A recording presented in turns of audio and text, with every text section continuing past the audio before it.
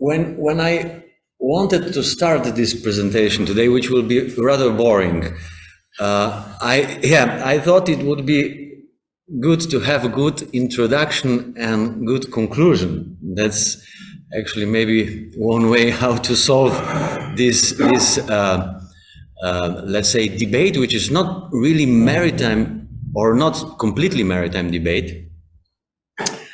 And what I learned today in the morning is how very strong is the habit. Because yesterday we had lectures when you entered on the right and on the right, on the first floor. And today I entered there. There was a lot of, I prepared everything, the computer, the presentation, the audience was big. The crowd, it was crowded. It was more than 50, 60 people. I said, oh, 50, 60 people today. We are going strong. But I was not at the right place. There's another course. Today the course is here, so I'm really happy to be at the right place. So the habit, in one day, I just went inside, I went right, I started to preparing the computer. And now imagine the habit of using bill of lading for 600 or 700 years in paper. And now we want to change this. Good luck. So this is what I'm trying, what I will be trying to say today. Why is so difficult? Habits are, it seems something really powerful. Our minds work like this because otherwise it's too complicated. Everything that is effort is redundant. And this is this is maybe one thing that you learned every single time when you want to change the habit. We don't like the changes. We want to be comfortable in the situation as we are. So also the pirates, if they would be here today, or the pirates with concession of state privateers, they would be really disappointed. Because they wanted to have something tangible. They wanted to have gold between their fingers and gems. And now we are talking about if they would intercept somehow the electronic bill of lading, what could they do with it? Well, most probably nothing. So they would be disappointed. So is electronic bill of lading really some kind of superhero, which is super fast? And which is solving all the problems of piles of paper and time lost with the creation of document, printing the document, bringing these documents to the person that signs it, put it in the envelope, send it to the courier service. So yeah, it is a kind of superhero, but with some let's say problems or challenges, if we could put it this way. So I have here few definitions.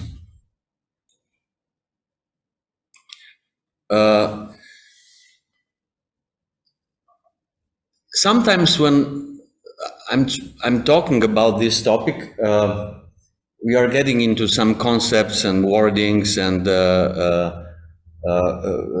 let's say words that are not really in use if you're not a part of this electronic commerce. So I wanted at the beginning just to explain in plain words some of the words that I will be using. Why actually blockchain? When I will be talking about the MLETR, the model law today, it is saying that is technologically neutral. And why am I talking about blockchain, which is just one technology?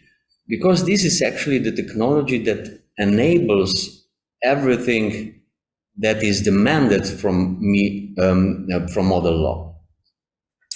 There are other technologies, but the hurdles and the problems of other technologies are actually the reason that the electronic bill of lading was not really gaining so much interest from the shipping industry. So blockchain and the last five, as a 6, 7, 8, 9, 10, last 5 solution providers of electronic bill of lading that have been approved by international group of P&I, which is still the only institution that is giving you some kind of check for the use of the electronic bill of lading.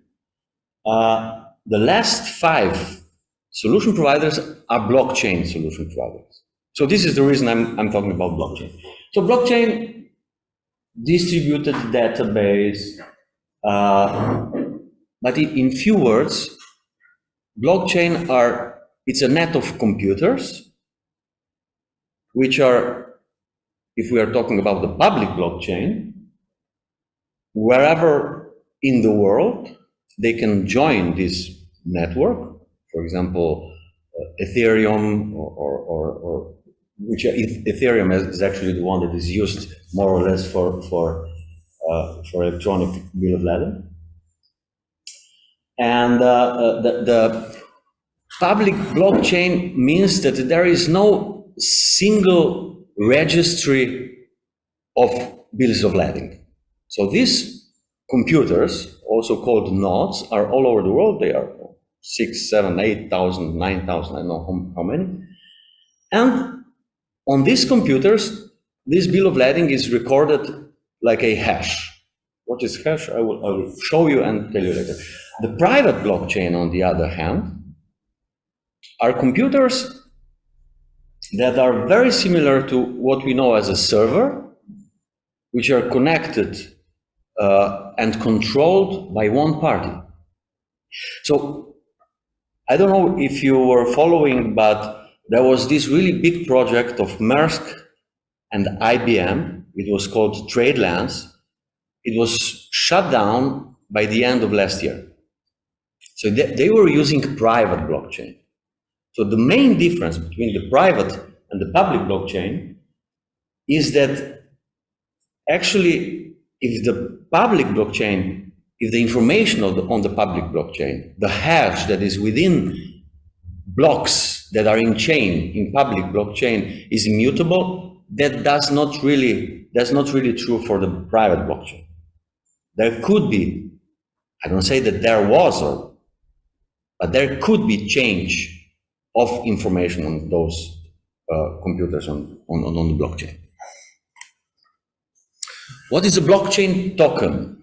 So this is actually information that can be stored, transferred, and this is actually blocked on a blockchain.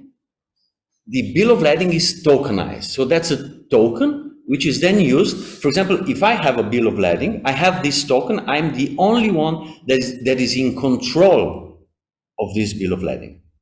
Or we would say, in the paper world, I'm holder, or I have in possession the bill of lading. This is one of the complicated questions of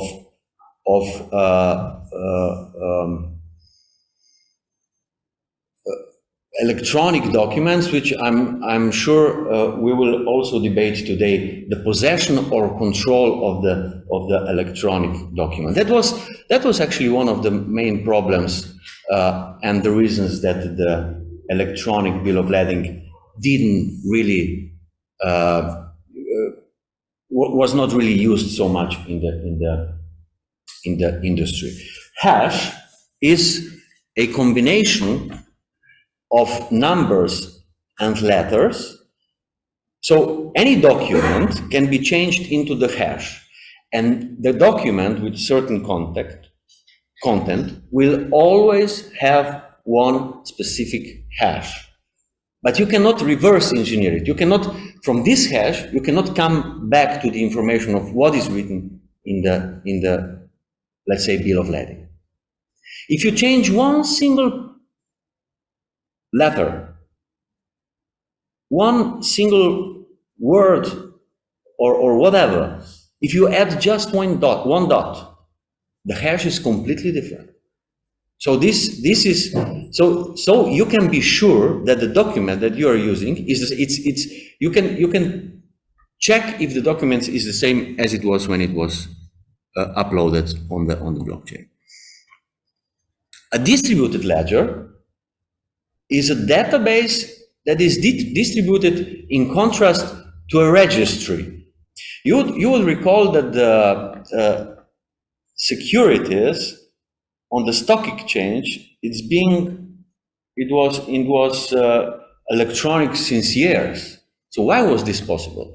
Because you have registry of those securities, and there is somebody or some institution that actually it's the one the one that has a record on possession and transfer and whatever is happening to that document. But the bill of lading is not such a document. Bill of lading is a private document, which is in some cases also used in the public, let's say, part of the law, like for customs, but it's a private document. And it's not meant to be in the registry, even though some electronic bill of lading solution providers were actually using the registry. The public blockchain with distributed ledger, actually blockchain is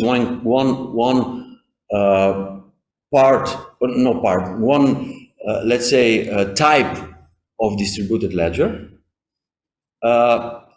is actually the document that does not need the central registry. And the control of the record, which is a new concept, not completely new in a sense of electronic documents, but it's connected to possession.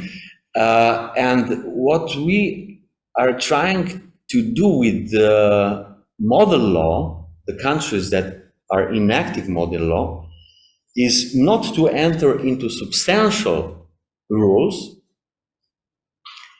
like who can be a possessor and what can you do with this document of title, what are your rights and everything connected. That's not the content of model law.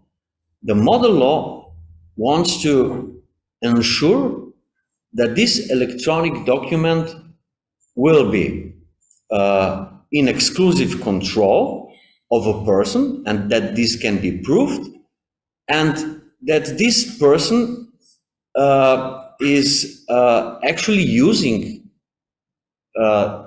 this document within the ecosystem that has all the features that are demanded so that it can be actually proven that that is the unique and original document.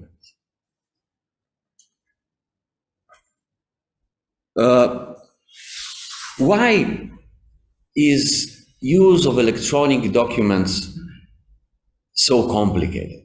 Not just because of the habits, but the technology, it's only now at the point, or maybe for a few years now, that can enable everything that we need for use of electronic records for the commercial use that is demanded by industry. There are a lot of things happening around that, and one is cybersecurity. I wrote here some of the cyber attacks to transport. You know, transport has always been really interesting for terrorists, because whenever there's a, let's say, crash of the train, of the plane, of airplane, even of coach or a bus, wherever it happens, you hear about it.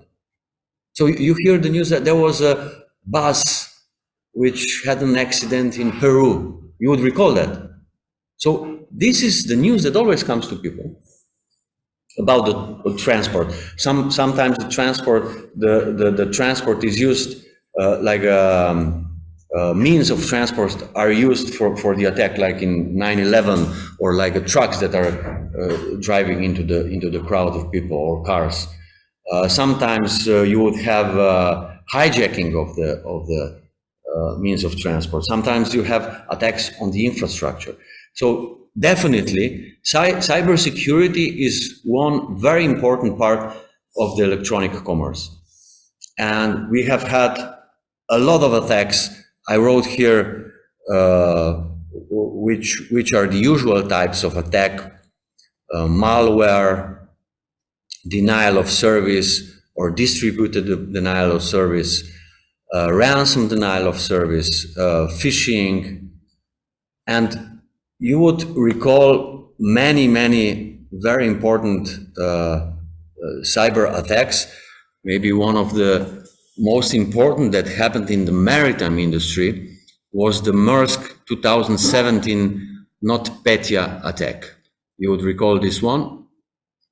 It was the damages that were suffered by Maersk were really high.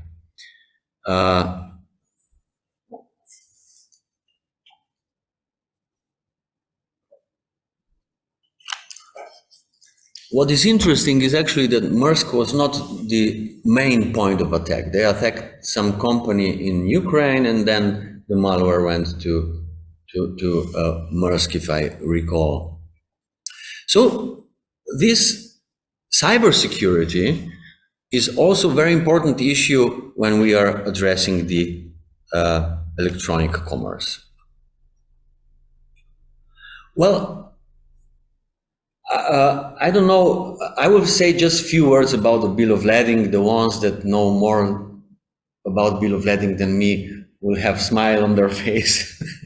The ones that are not really using or have not been so familiar with bill of lading will maybe get this basic information. But what is important for understanding the classic BL,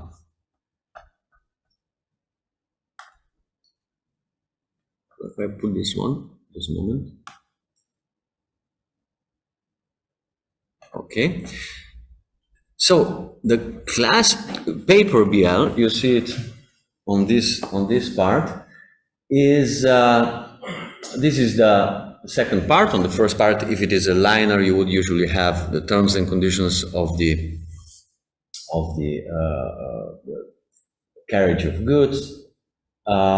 And on the right side is a bill of lading in a form of a hash. So this is actually the electronic bill of lading as a token. This wording is changed into the hash, but the document could be changed into the hash. The document that has 1,000 pages could be turned into the hash. I used the SHA-256 hash generator, which is the Bitcoin hash generator, which is not really used for this type of hashing. Usually you would use Ethereum or something like that. So what we see on the screen when we have a human readable document, this is not actually the BL, electronic BL. The electronic BL is this hash recorded at the end of the day with the nils and ones, zeros and ones. That is actually the BL in the heart of the computer. If it is on blockchain, in hearts of a lot of computers. So what we see is only a representation of the bill of lading. It's not tangible. It's not something that you can touch. Even if you print it out, that's not bill of lading. That's a copy of bill of lading. And Now, that's a very interesting debate. You will recall in the history you had 2 or 3 or more bills of lading because you were sending one by one plane, another one by, I don't know, different means.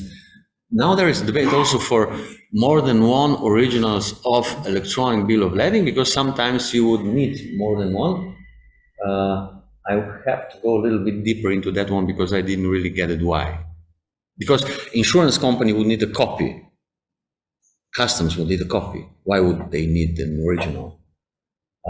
I understand the paper bill of lading original, which has to be at the right place at the right time when the ship is there. But okay, we'll see how this will go on. So,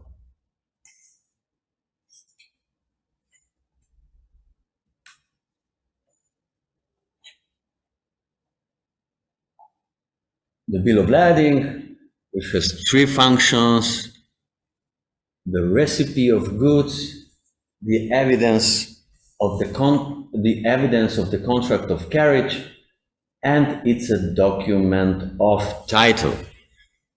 This last function is the one that was complicating the things. Electronic document of, if we are talking about the straight bill of lading or seaway bill or airway bill or consignment note in the railway transport, well, there it's not to order and it's not negotiable, so it's not a problem. It seems like the negotiability has made these problems. It's actually if you think about the bill of lading, it's a static document, isn't it? It's not dynamic. So we have this information that is, when you prepare you have shipping instructions, you prepare the bill of lading, or in some cases, if you're really big, you say to shipper, prepare the bill of lading like Merckx does, you know. You have these paper documents that have numbers, and then you, like a shipper prepares bill of lading, okay? So it's, what is now the challenge I would like to get into is to make this document dynamic, because it could be dynamic. It could have information about the position of ship. It could have information about the condition of goods or temperature of a refrigerator. It could have some other interesting feature that will go beyond the classical function of this static document. It could be a dynamic document when it will be electronic.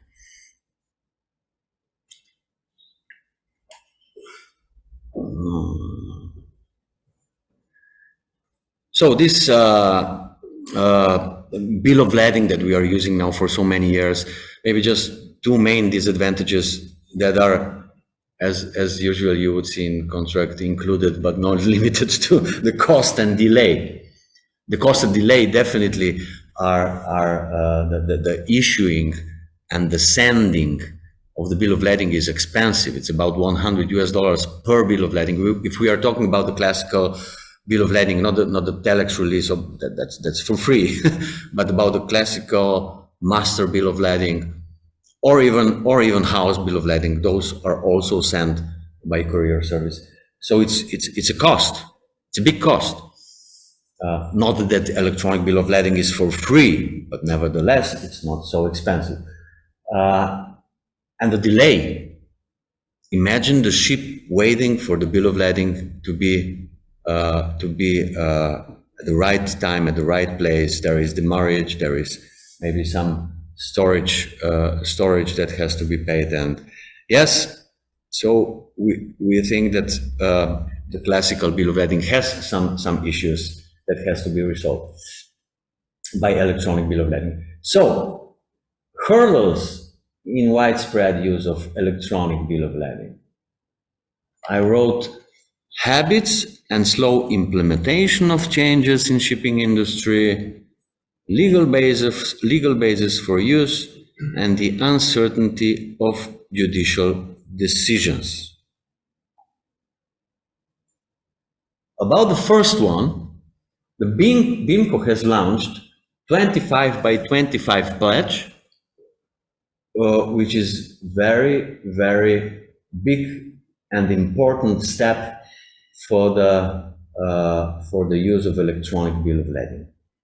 DCSA, which is Digital Container Shipping Association, which is a non-government, non-profit organization that was established by all the bigger container liners, has even more important goal, which is 100% adoption of EBL by 2030. Last year, I was presenting the interoperability of bills of lading, of solution providers of bills of lading. We have meeting together with the industry within the organization of DCSA this October.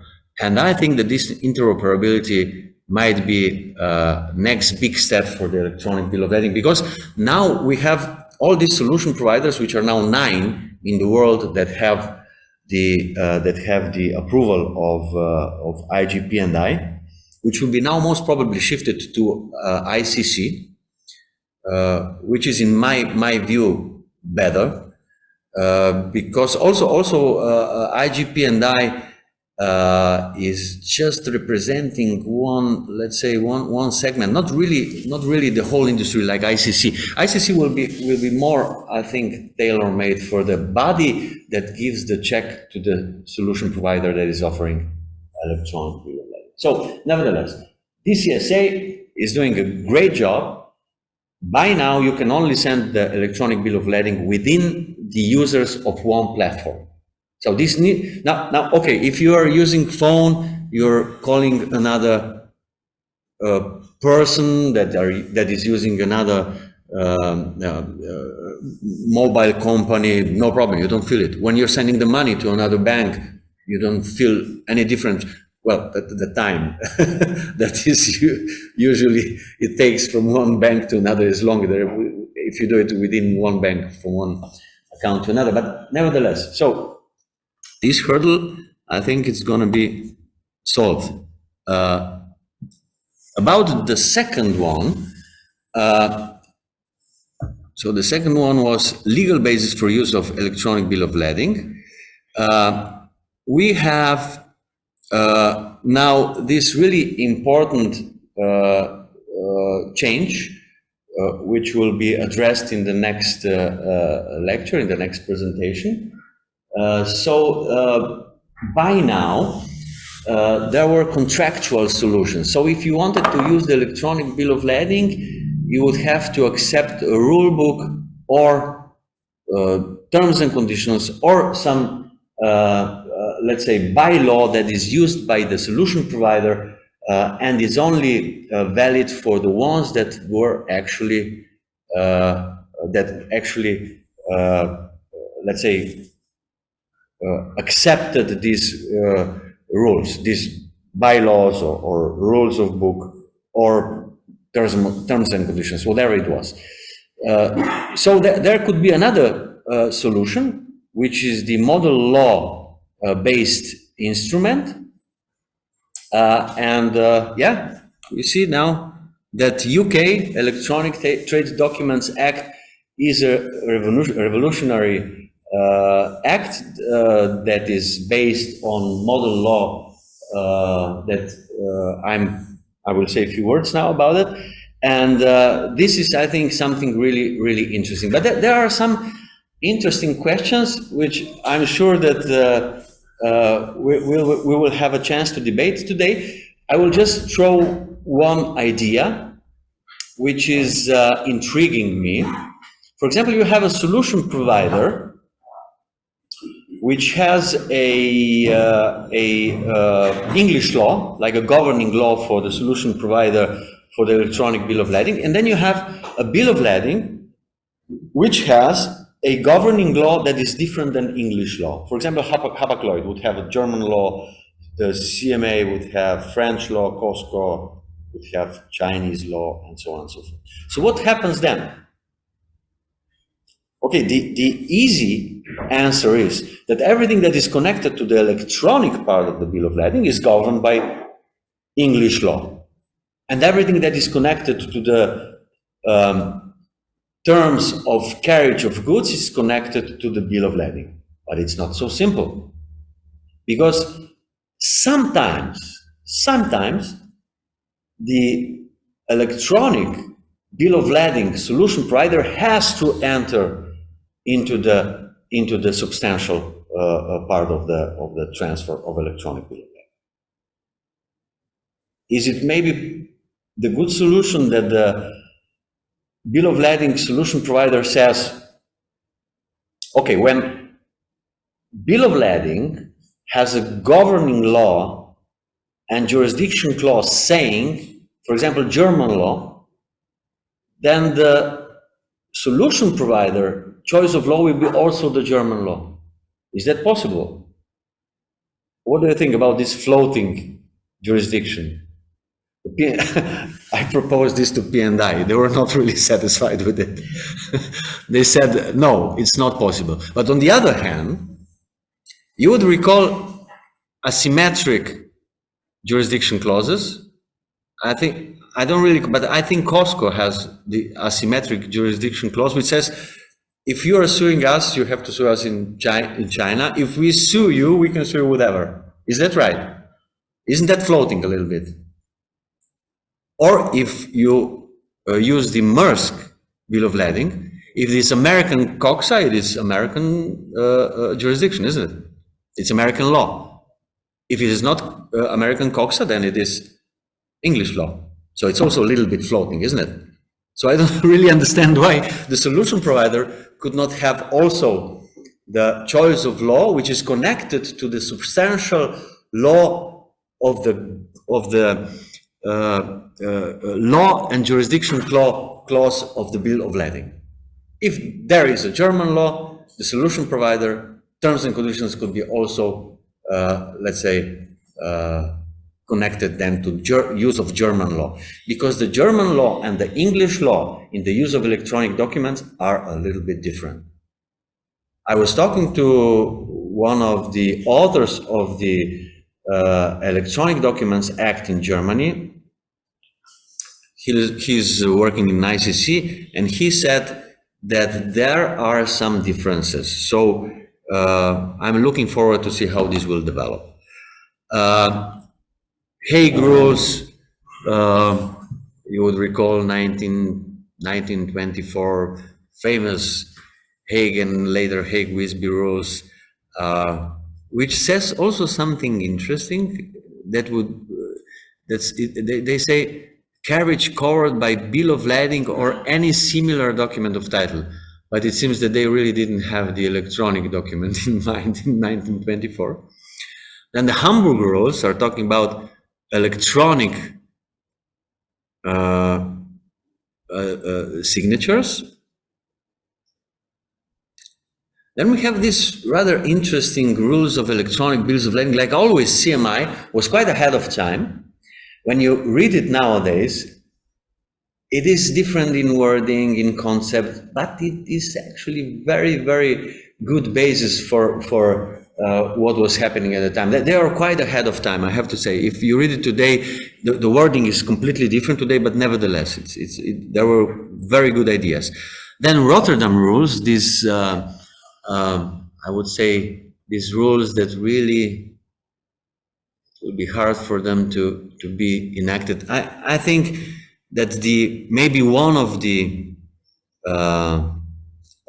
ways how these Rotterdam rules could gain some new adoptions and some new ratifications would be through European Union.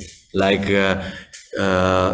you would recall the PAL, Passengers and Luggage protocol from 2002 that was really not going well. And in 2012, the EU adopted this protocol for the passengers and luggage transfer of passengers by sea, and now it is a part of European legislation. Otherwise, it would never come into force.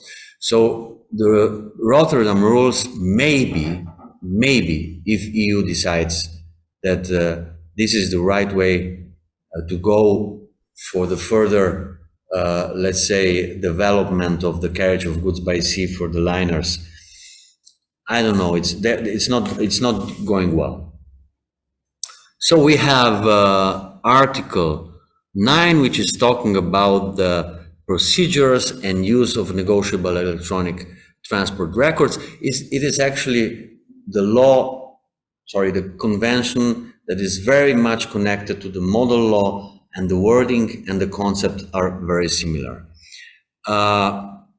Also the switch to paper and vice versa, you know, because some jurisdictions do not accept the electronic document. I remember that Brazil was a country that was not accepting the electronic bills of lading, and you have to have the possibility to switch to paper.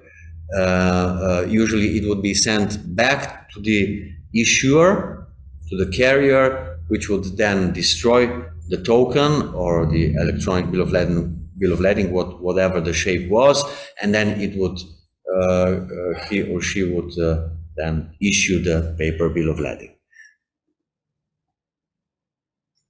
So then we have UNCITRAL activities, which the most important was by the end of 90s, the model law on electronic commerce, which had also two important articles connected to the carriage of goods, but were never enacted because they were ahead of time. The technology was not prepared, the legal concept were not prepared, and this part of the model law never entered into the legislation of the countries. Other parts of the electronic commerce were very successful. I would recall many countries would accept electronic commerce laws at the beginning of 2000, just a few years after this model law. It's a different story with model law for the electronic transfer of records, the one that is from 2017. Then there is a United Nations Convention of Use of Electronic Communications, in international contracts, New York. I prepared also the list of the countries that are parties of this convention, but we don't have time. The biggest part of the Europe and the US and Canada and all these countries are not part of this convention. So what is interesting in this convention, that this convention is actually excluding from its scope application for bills of exchange, promissory notes, consignment notes, bills of lading, and so on and so forth. Why? Because the technology and the legal concept were not ready at the time.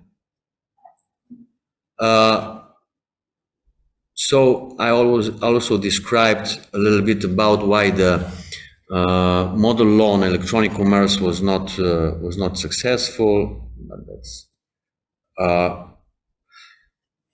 now I would like to say, just not to be too long, just a few words about the MILTR, model law on electronic transfer of records. I have one assistant which will do this for me. This is actually the countries that enacted the model law. You can see that it's Bahrain, Belize, Kiribati, Papua, Paraguay, Singapore, Abu Dhabi, and UK. You have a link in my presentation, which is then saying for every country in the world in which state for the adoption of the model law is at this very point. So this is a grid starting with A, and okay. Now the short description of MILTR will be done by my assistant. She is very good, much better than me. I wrote the text. Article 1, and scope she will. Application. The model law applies to electronic transferable records that are the functional equivalent of transferable. Okay. Now, I wouldn't like to bore you too much with this, but the one that she or he who can say who is my assistant will get a coffee or beer from me, okay? Documents or instruments on the principle of technological neutrality registry, token, distributed ledger, or other technology in a functional equivalence approach. The Electronic Communications Convention excludes from the scope of application bills of exchange, promissory notes, consignment notes, bills of lading, warehouse receipts, or any transferable document or instrument that entitles the bearer or beneficiary to claim the delivery of goods or the payment of a sum of money. The law of each jurisdiction will determine which documents or instruments are transferable. The model law does not affect substantive law, including private international law. Article 3, Interpretation. Article 3 is intended to draw the attention of courts and other authorities to the fact that domestic enactments of the model law should be interpreted with reference to their international origin and the need to promote their uniform interpretation in light of that origin. The uniform interpretation of UNCITRAL texts is a key element in ensuring predictability of the law applicable to commercial transactions across borders. The same or similar wording appears in several UNCITRAL texts, including in Article 3 of the UNCITRAL Model Law on Electronic Commerce and Article 4 of the UNCITRAL Model Law on Electronic Signatures. Okay, so this will go on and go on. I can send you the text. This is the description of the model law. It's 10 o'clock, so I will be on time. I will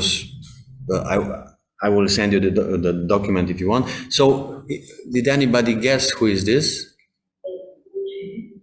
It is, but who is talking to you? So I give you some more time. 5, 4. It's Gwyneth Paltrow. So, okay, for the end, like Misho yesterday, I also used the artificial intelligence and I said, draw me a picture of electronic bill of lading changing the paper bill of lading. This is what we did. So it was just artificial, no intelligence. So this is also showing how not everything in artificial intelligence is really working well. This is more like the despaired pirates. Yeah, this is more like, you know, one really beautiful picture of a ship which will be wrecked in a few minutes. So this is for me. Thank you so much.